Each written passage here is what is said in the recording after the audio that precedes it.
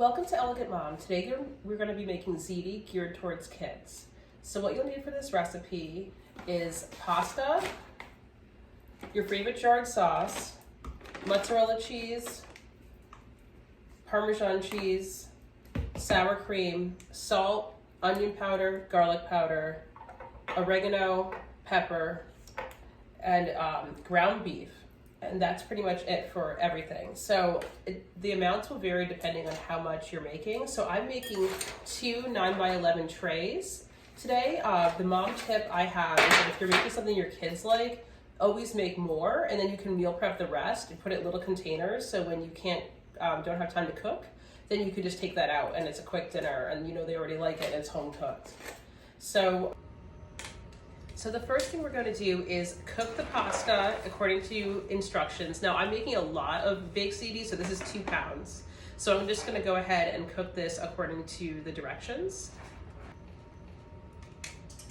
So now that we've cooked our pasta, we're going to go ahead and season our meat. So we're just going to put amounts of the onion powder. Now the reason I don't use garlic or onion is because kids are very sensitive to getting a big chunk of garlic or onion in their mouth, and they won't eat it once they taste a big chunk of a vegetable, which I'm sure a ton of parents already know.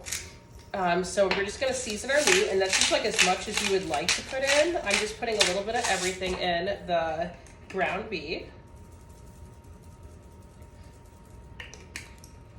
and we're just gonna go ahead and mix that up.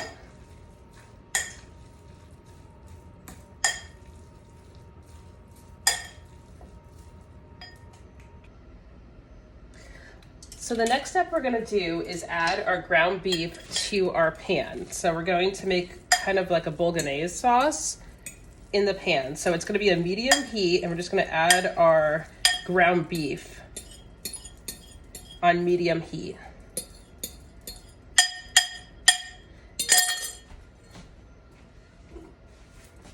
We're gonna cook this until it is browned.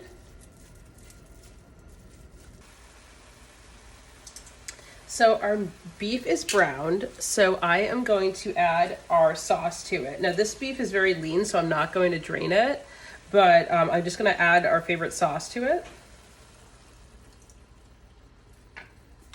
And again, for kids, I would definitely pick one that doesn't have chunks.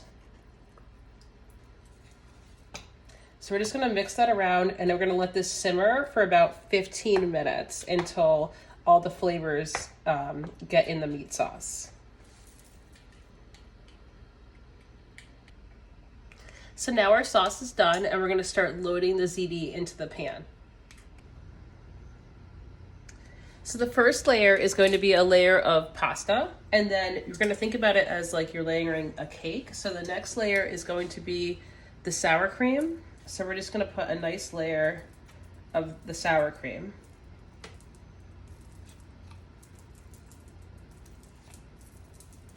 Now I use sour cream instead of ricotta because I find that it makes the ziti less dry. And I've brought this dish to a lot of events, and everyone really always likes it, so that is the reason. So after your layer of sour cream, the next thing you're going to do is put a layer of your sauce in.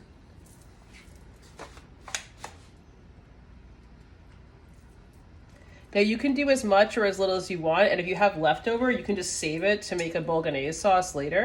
So it's definitely good to have.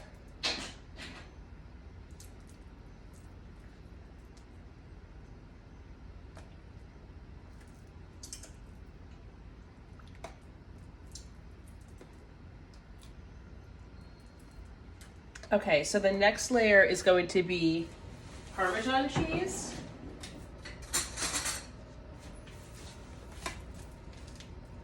And again, you could do any amounts that you want to do.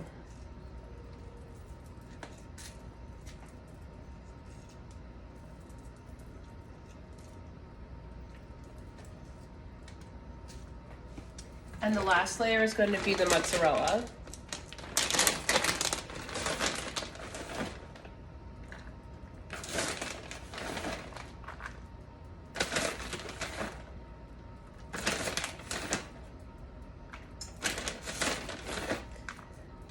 So if your pan is deep enough, which I think this one is, I'm going to repeat the same process with another layer. So you just go ahead and put more pasta on top and you do another layer just the same way I just did.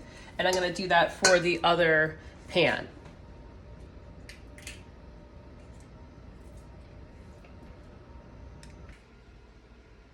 So your baked ziti should look something like this. Now that we've finished 2 layers in each pan, we're gonna bake them for 30 minutes at 350, and then they should be done. So when you do cook these, if you use disposable pans, please double up because sometimes it's just the weight of everything could cave in the pan. We'll see it when it's done. So our baked ziti is done, so it just has to cool, but as you can tell, it just looks great.